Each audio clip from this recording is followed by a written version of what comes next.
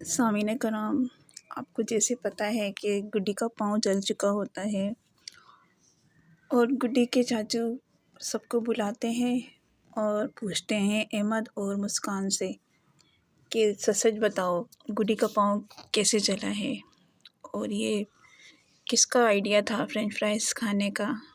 تو وہ مسکان اور احمد کہتے ہیں چاچو وہ تو جگنو جو ہے فرمائش کر رہا تھا، اس کی فرمائش پہ ہم نے گڈی سے کہا تھا کہ فرینچ فرائز بنا دیں، تو اس پر گڈی کہتی ہے تم جھوٹ مت بولو، ایسا کچھ بھی نہیں تھا۔ تو اس کے چاچو کہتے ہیں ہاں یہ تو مجھے پہلے ہی پتہ تھا کہ یہ جھوٹ بول رہے ہیں۔ اور پھر اورنگزیب کہتے ہیں کہ اس بار تو میں نے تم دونوں کو معاف کیا، نیکسٹ ٹائم ایسا ہوا تو اچھا نہیں ہوگا۔ پھر اس پر اس کی وائف ڈانٹتی ہے، کہتی ہے اورنگزیب آپ کو کیا ہو گیا ہے، بچے ہیں، بچے تو ایسے ہی کرتے رہتے ہیں، چھوٹی چھوٹی باتوں پر آپ اس طرح سے بچوں کو ڈانٹیں گے۔ پھر اس بات پر اورنگزیب کہتے ہیں کہ شازیہ تمہیں کیا ہو گیا ہے، ان دونوں نے گڈی کا پاؤں جلا دیا اور تم بچہ بچہ کہہ کے انہیں اور شے دے رہی ہو۔ پھر گڈی اپنے کمرے میں چلی جاتی ہے۔ پھر اس کے بعد ان کی پڑوسن اپنے گھر آتی ہیں اور کہتی ہیں بچی کی طبیعت بہت خراب ہے، وہ اپنے کمرے میں سو رہی تھی۔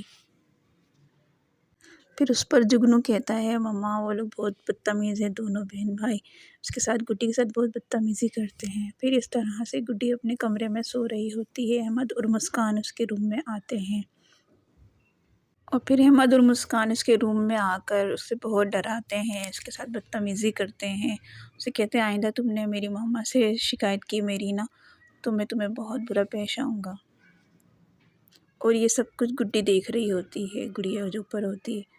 پھر اس کے بعد کچن میں اس کی چچی کام کر رہی ہوتی ہے، ایک گلاس خود بخود کرتب دکھاتا ہے، یہ سب گڑیا کر رہی ہوتی ہے۔ ان کی چچی ڈر جاتی ہے کہ یہ سب کیا ہے، وہ بدحواس ہو جاتی ہے اور چولہے میں آگ لگنا شروع ہو جاتی ہے خود بخود۔ وہ بدحواس ہو کے کچن سے بھاگتی ہے اور ڈر و خوف سے ہراسے میں آ جاتی ہے۔ گڈی سب دیکھ رہی ہوتی ہے، گڑیا کر رہی ہوتی ہے، جو گڈی کی گڑیا ہوتی ہے سویٹی۔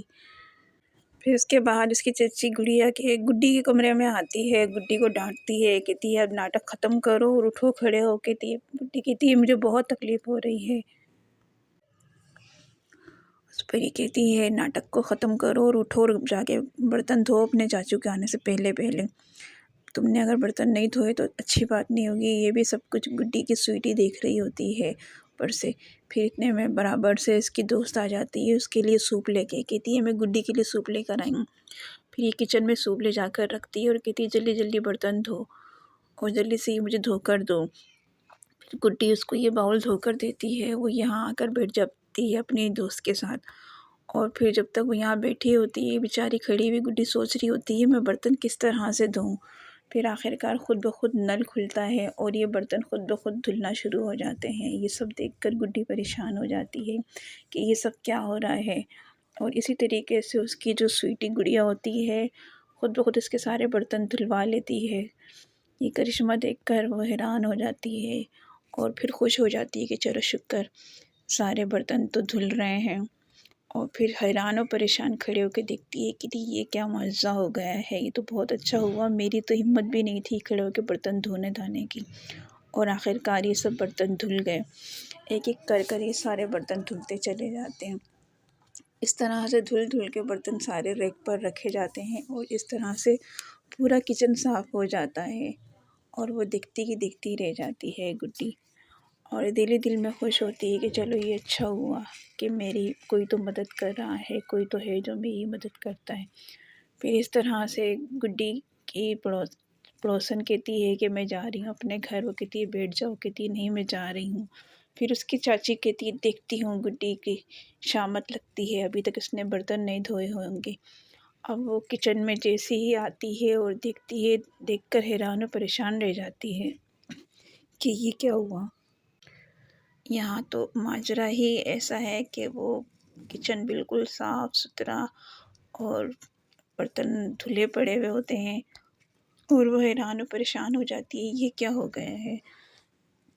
پھر کہتی ہے کہ دیکھا یہ سب میری ڈانٹ و ڈپٹ کا اثر ہے، میں اس پہ ڈانٹ ڈپٹ کرتی ہوں جب یہ ابھی اتنا اچھا کام کرنے لگ گئی ہے، چلو اچھی بات ہے، اس طرح سے میں تو پورے گھر کا کام اس سے کرواؤں گی۔ اور پھر وہ سب دیکھ کر دنگ رہ جاتی ہے آخر کار کہ چلو اس نے برتن دھونا سیکھ ہی لیے، اور کتنی زبردست صفائی کی ہے، اس سے پہلے کبھی اس نے صفائی نہیں کی تھی۔ لگتا ہے پاؤں جب سے جلا اس کے بعد تو بالکل چارج ہی ہو گئی ہے، اور پھر وہ بڑی خوش ہوتی ہے کہ چلو آج تک گڈی نے بہت اچھا کام کیا ہے اور منٹوں میں کام کر دیا، اسی طریقے سے اب میں پورے گھر کی ذمہ داری اس پہ ڈال دوں گی۔ پھر اس کے چاچو اس کے روم میں آتے ہیں اور پوچھتے ہیں گڈی تمہاری طبیعت کیسی ہے؟ کہتی ہے چاچو اب تو میں بالکل ٹھیک ہو گئی ہوں۔ پھر وہ کہتی ہے چاچو میں بالکل ٹھیک ہو گئی ہوں، مجھے اسکول جانا ہے، آپ اور چاچی دونوں جا کے میری بکس وغیرہ لے کر آ جائیں۔ تو وہ کہتا ہے کہ نہیں بیٹا تم تھوڑا سا صبر کرو، تھوڑا ریسٹ کر لو۔ کہتی ہے نہیں، اس کی چاچی کہتی ہے ارے جب وہ کہہ رہی ہے نا ٹھیک ہو گئی تو ظاہر سی بات ہے ٹھیک ہو گئی ہوگی، بس آپ رہنے دیں، وہ ٹھیک اپنے آپ کو بہتر محسوس کر رہی ہے۔ تو کہتا ہے اچھا بھائی چلو بھائی تم دونوں جیت گئے، میں ہار گیا۔ اور پھر اس کی چاچی کہتی ہے جانے دیں بھائی اب اسکول، پہلے اس کا پہلے اتنا حرج ہو چکا ہے۔ اور پھر گڈی کے چاچو وکیل سے مل کر وکیل کو خرید لیتے ہیں، یعنی اپنے مطلب سے اپنے مطلب کی وصیت بنواتے ہیں، ان سے نیو وصیت بنواتے ہیں اور ان سے ڈیل کرتے ہیں اندر ہی اندر۔ اور پھر گھر آتے ہی گڈی کو آواز دیتے ہیں گڈی دیکھو میں تمہارے لیے کیا لایا ہوں۔ تو وہ کہتی ہے آپ میری بک لائے ہوں گے؟ کہتا ہے ارے واہ تم تو بہت ہی سمجھدار نکلی، دیکھو بیٹا میں تمہارے لیے بک بھی لے کر آیا ہوں، تمہارا پورا کورس لے کر آ گیا ہوں، اور ایک تمہارے لیے میں موبائل بھی لے کر آیا ہوں، اور اسے تم نے چھپا کے رکھنا ہے، اپنی چاچی کو نہیں بتانا۔ اور پھر روم میں آتے ہیں، بولتے ہیں شازیہ کیا بات ہے تمہارا منہ کیوں بنا ہے؟ کہتی ہے بھائی میرا منہ کیوں بنے گا، آپ کون سا ہمیں اہمیت دیتے ہیں، گڈی کے آگے تو آپ ہمیں اہمیت دیتے ہی نہیں، اب تو آپ بس گڈی گڈی کرتے رہتے ہیں۔ اور یہاں گڈی اپنی گڑیا سویٹی سے باتیں کرتی ہے، گڈی دیکھو یہ دیکھو میرے لیے نیو موبائل اور میری بکس آ گئی ہیں۔ پھر کہتی ہے چلو ہم سوتے ہیں۔ پھر تھوڑی دیر بعد ان کے دروازہ کھل جاتا ہے روم کا، گڈی ڈر جاتی ہے کہ یہ سب کیا ہوا ہے، لیکن اس کے دوست وغیرہ اس سے ملنے کے لیے آتے رہتے ہیں، اسی طریقے سے اس کے روم میں یعنی یہاں پر اس کے ساتھ کچھ ایسی قدرتی مخلوقات ہوتی ہیں جو اس کا ساتھ دیتی ہیں۔ پھر یہاں انزیب اپنی بیوی سے کہتے ہیں شازیہ تمہارا مون کیوں آف ہے؟ وہ کہتی ہے مون آف نہیں کروں تو کیا کروں ناچوں، اب تو ہم لوگوں کو اہمیت دیتے ہی نہیں ہیں۔ کہتی ہے گڈی کا اسکول کا سلسلہ جب سے شروع ہوا ہے آپ نے تو مجھے بالکل اگنور کرنا شروع کر دیا، میرے بچوں کو بھی اگنور کرتے ہیں آپ، ایسا کیوں کرتے ہیں؟ کہتا ہے دراصل آج میں شازیہ بھائی کے وکیل سے ملا ہوں، اور وہ نئی وصیت جو ہے ہم سب سے چھپائی گئی تھی وہ ہمارے لیے بہت ہی بیسٹ ہے، اس میں بہت کچھ ہے ہمارے لیے، تم سوچ کے بھی پریشان ہو جاؤ گے، وہ سب کچھ ہمارے لیے ہے جو تم کبھی سوچ بھی نہیں سکتی تھی۔ تو کہتی ہے آپ تو بہت ہی میری سوچ سے بھی زیادہ چلاک نکلے۔ کہتے ہیں وہی ایسے میں کوئی گڈی کے ساتھ ہمدردی کر رہا ہوتا ہوں، بس میں کسی وجہ سے کر رہا ہوتا ہوں، اب یہ سب کچھ ہمارا ہے، گڈی بھی ہماری اور وہ سب اس کا سب کچھ ہمارا۔ پھر اس طرح سے صبح ہوتی ہے، سب اسکول کے لیے تیار ہو رہتے ہیں، یہاں جگنو بھی اسکول کے لیے تیاری کر رہا ہوتا ہے، اور وہاں سب بچے تیار ہو جاتے ہیں، اور ان سے آواز لگاتے ہیں ہاں بھائی سب بچے تیار ہیں، تو اس پر گڈی بھی آ جاتی ہیں تیار ہو کر، ان کے دونوں بچے بھی آ جاتے ہیں۔ تو اس کے بچے دونوں احمد اور مسکان دیکھ کر کہتے ہیں بابا کیا ہے بھائی گڈی ہمارے ساتھ نہیں جائے گی، اس کا اسکول تو قریب ہے نا، یہ اکیلی جائے گی، آپ ہمیں چھوڑ کر آئیں۔ کہتے ہیں ارے بیٹا کیا ہو گیا، کس طرح کی باتیں کر رہے ہو، تم لوگ تینوں ساتھ جاؤ گے؟ کہتے نہیں بابا آپ ہمیں ساتھ لے جاؤ۔ پھر شازیہ آنکھ دکھاتی ہے، کہتی نہیں ابھی کچھ دنوں اپنے ساتھ لے کے جانے دو اسے، اورنگزیب کے ساتھ جائیں گے، پھر اس کے بعد گڈی کے لیے ہم وین لگا لیں گے، گڈی وین میں جایا کرے گی۔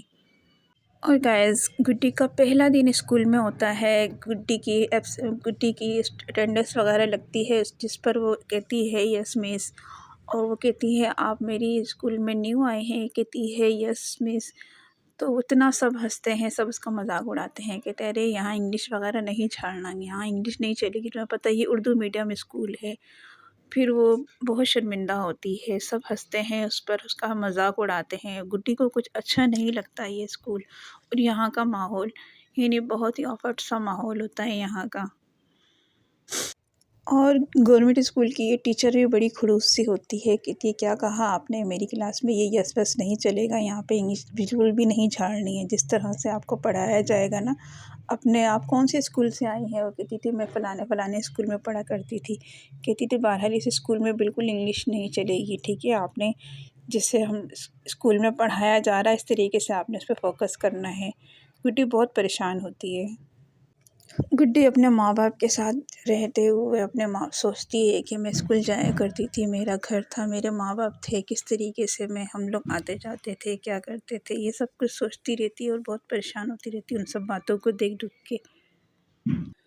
تو گائز آنے والے ایپیسوڈ کے اندر احمد اور مسکان گڈی کے روم میں جاتے ہیں اور اس کا دیا گیا اسکول سے ہوم ورک سارا اس کا پھاڑ دیتے ہیں اور گڈی روتی ہے۔ اس طرح سے گڈی کو بہت تنگ کرتے ہیں، کہتے ہیں اب تم کیا کرو گی۔